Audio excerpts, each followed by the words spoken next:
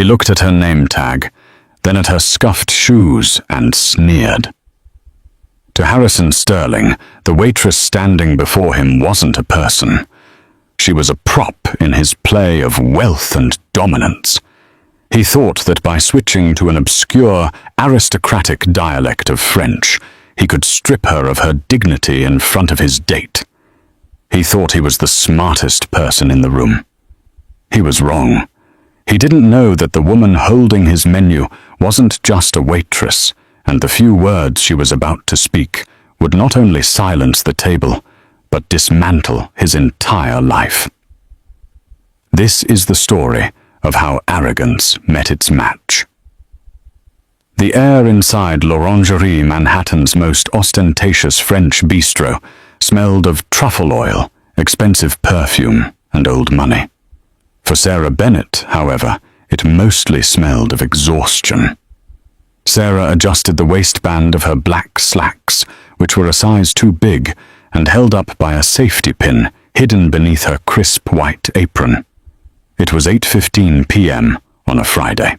The dinner rush was hitting its peak, a cacophony of clinking crystal and the low, dull roar of conversations that cost more per minute than Sarah made in a week. Table 4 needs water.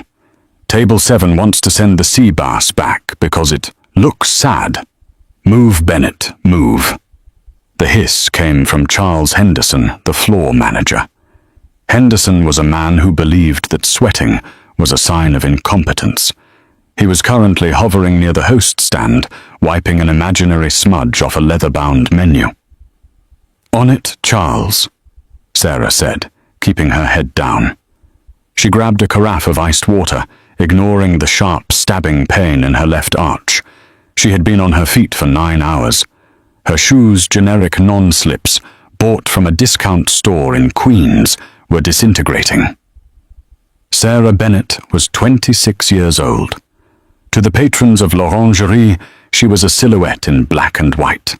She was the hand that refilled the wine, the voice that recited the specials, and the object that absorbed their complaints. They didn't see the dark circles she carefully concealed with drugstore concealer. They certainly didn't know that 3 years ago, Sarah had been a doctoral candidate in comparative linguistics at the Sorbonne in Paris, one of the brightest minds in her cohort before the phone call came. The accident, her father's stroke, the medical bills that swallowed their savings like a sinkhole. She had left Paris overnight. She traded the library for the tray, the lecture hall for the noisy dining room. She did what she had to do to keep her father in the care facility upstate. "Sarah," Henderson snapped again. "VIPs walking in. Table 1. Best view. Don't mess this up." Sarah looked toward the heavy oak doors. The host, a trembling teenager named Kevin, was bowing lightly as a couple entered. The man walked in first, which told Sarah everything she needed to know. He was tall, wearing a navy bespoke suit that fit him a little too tightly across the shoulders, as if to emphasize his gym routine. He had the kind of face that was handsome in a magazine, but cruel in motion, sharp jaw eyes that scanned the room to see who was watching him.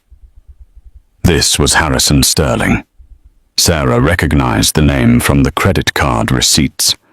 Harrison was a hedge fund manager who had made headlines recently, not for his returns, but for his aggressive, hostile takeovers. He was new money trying desperately to look like old money. Trailing behind him was a woman who looked like she wanted to be anywhere else. She was stunning, wearing a deep red dress, but her posture was closed off. Her arms crossed defensively. This was Jessica, though Sarah didn't know her name yet. Jessica looked nervous. "Right this way, Monsieur Sterling," Kevin squeaked. Harrison didn't acknowledge the boy. He strode to table 1, the prime spot by the floor-to-ceiling window overlooking the city lights. He sat down, spreading his legs wide, claiming the space. Sarah took a deep breath. She smoothed her apron. Just get through the shift, she told herself. Rent is due Tuesday. Dad needs his physical therapy. She walked over to the table, her face composed into the mask of pleasant servitude she wore like armor. Good evening, Sarah said, her voice soft and professional. Welcome to l'Orangerie. My name is Sarah, and I'll be taking care of you tonight. Harrison didn't look up. He was busy inspecting the silverware, turning a fork over in the light to check for spots. Sparkling water, Harrison said to the fork, and bring the wine list, the reserve list, not the one you give the tourists. Of course, sir, Sarah said. She glanced at the woman. And for you, miss. Jessica offered a small, apologetic smile. Just still water, please. Thank you. Harrison finally looked up. His eyes landed on Sarah. He didn't look at her face. He looked at her cheap shoes, then up to her hands, which were red from handling hot plates. A sneer curled his lip. He had identified her status in the hierarchy of his world zero. Wait, Harrison said, just as Sarah turned to leave. Yes, sir. Make sure the glass is actually clean this time, he said, loud enough for the neighboring table to hear. Last time I was here, the stemware was foggy. It's hard to get good help these days, isn't it? Sarah felt a flush of heat rise up her neck, but she forced her expression to remain blank. I will personally inspect the glasses, sir. You do that? He dismissed her with a wave of his hand, like swatting a fly. As she walked away, she heard him laugh, a dry, barking sound. He leaned in toward Jessica. You have to be firm with them, Jess. Otherwise they walk all over you. It's a power dynamic. You wouldn't understand. Sarah reached the service station, her hands trembling slightly. She gripped the counter. He's a nightmare, whispered Tonya the bartender as she polished a glass. He tipped 5% last time and tried to get the valet fired because it was raining. I can handle him, Sarah said, though a knot of dread was tightening in her stomach. She had handled rude customers before. But there was something about Harrison Sterling, a predatory glint in his eyes that suggested he was bored. And men like Harrison Sterling, when bored, liked to play games with people they considered beneath them. 20 minutes later, the atmosphere at Table 1 had shifted from tense to suffocating. Sarah approached with the appetizers. She balanced the heavy tray on one shoulder, her posture perfect despite the ache in her spine. She placed the foie gras au torchon in front of Harrison and the salade lyonnaise in front of Jessica. Enjoy, she murmured, turning to refill their wine glasses. She had brought a 2015 Chateau Margaux, a bottle that cost more than her father's monthly care. Harrison held up a hand, stopping her from pouring. He swirled the wine already in his glass, sniffing it ostentatiously. It's corked, he announced. Sarah paused. She knew wine. She had smelled the cork herself when she opened it at the station. It was pristine. The wine was perfect. I apologize, sir, Sarah said gently. I opened it myself just moments ago. Perhaps it needs a moment to breathe. Harrison slammed his hand on the table. The silverware rattled. The restaurant went quiet for a heartbeat. Jessica flinched. Are you arguing with me? Harrison asked, his voice raising an octave. I said it's corked. Do you know who I am? Do you know how much wine I buy? I don't need a waitress with, what is that, a Queen's accent, telling me about Bordeaux. He wasn't just complaining. He was performing. He was trying to assert dominance in front of Jessica, trying to look like a connoisseur by belittling the staff. I will fetch the sommelier immediately, sir, Sarah said, her voice tight. No. Harrison smiled, a cruel, thin expression. Don't bother the sommelier. He's busy with important tables. You can take this back. And bring me the menu again. I've lost my appetite for the foie gras. It looks rubbery. Sarah took the plate. She took the wine. She walked back to the kitchen, her face burning. In the kitchen, the chef, a large man named Henri, who actually was French, dipped a spoon into the returned sauce. Rubbery. This man is an imbecile. The texture is perfect. He's putting on a show, Sarah said, leaning against the stainless steel counter. He wants a reaction. Don't give him one, Henri warned. Henderson is watching. If Sterling makes a scene, Henderson will fire you to save face. We all know it. Sarah nodded. She couldn't lose this job. She needed the tips from tonight. She returned to the table with the menus. Harrison was leaning back, looking pleased with himself. Jessica looked miserable. I'm sorry about him. Jessica mouthed silently to Sarah when Harrison looked away to check his watch. Sarah gave a tiny nod of acknowledgement.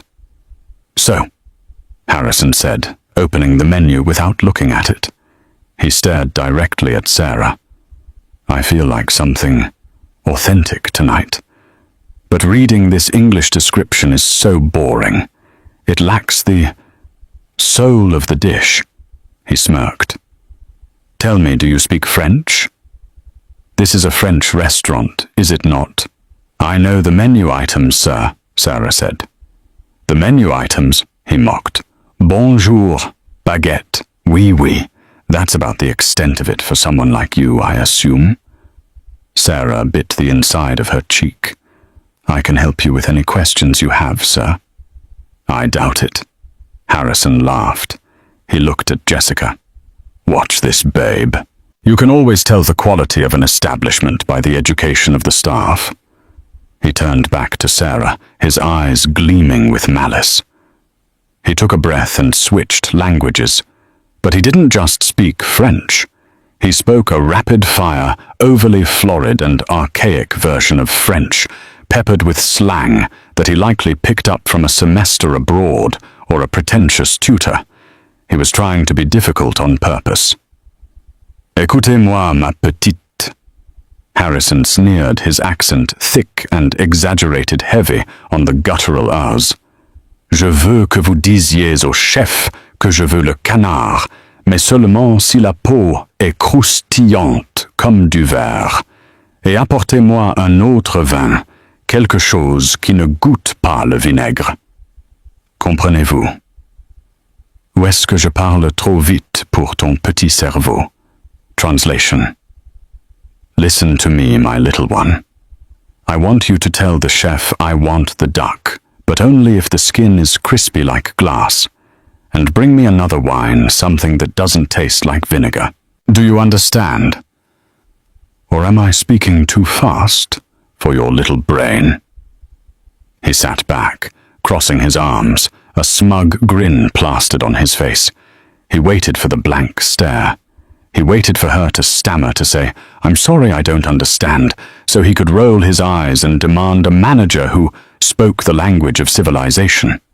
Jessica looked down at her lap, humiliated on Sarah's behalf. Harrison, stop it. Just order in English. No, no. Harrison chuckled, keeping his eyes on Sarah. It's standard. If she works here, she should know. Look at her. She's completely lost. It's pathetic, really. Probably wondering if I asked for ketchup. Sarah stood perfectly still.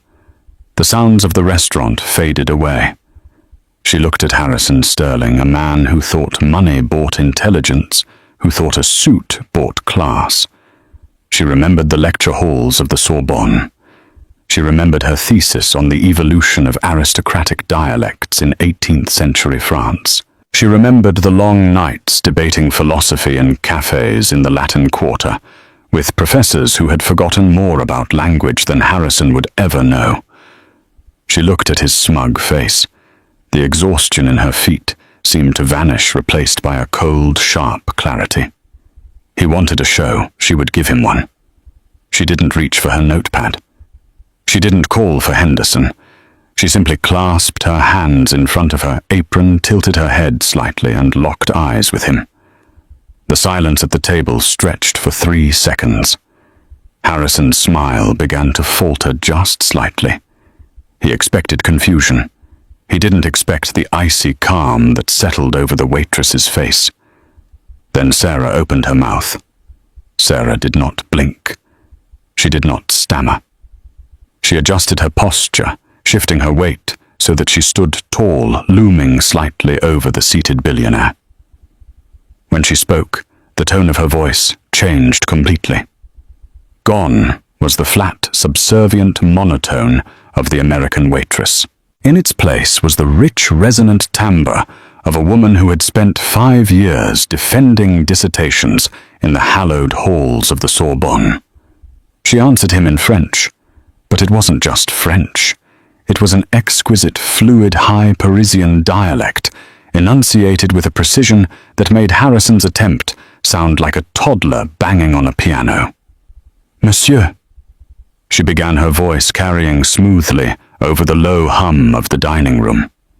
"Si vous souhaitez employer le subjonctif imparfait pour m'impressionner, je vous suggère de revoir vos conjugaisons.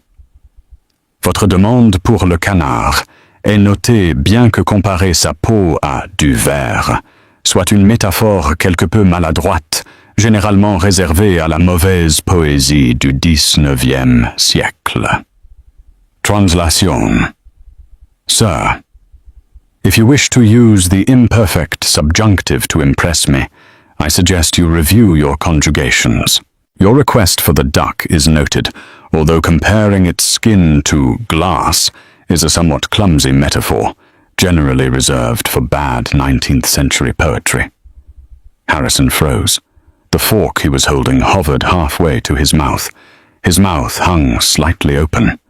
He understood perhaps half of what she said, but the tone, the undeniable crushing weight of intellectual superiority was universal. Sarah wasn't finished. She turned her gaze to the wine glass he had rejected, her expression shifting to one of polite academic pity. "Quant au vin," she continued, slowing down slightly as if speaking to a slow child. "Ce n'est pas du vinaigre. C'est un Château Margaux 2015.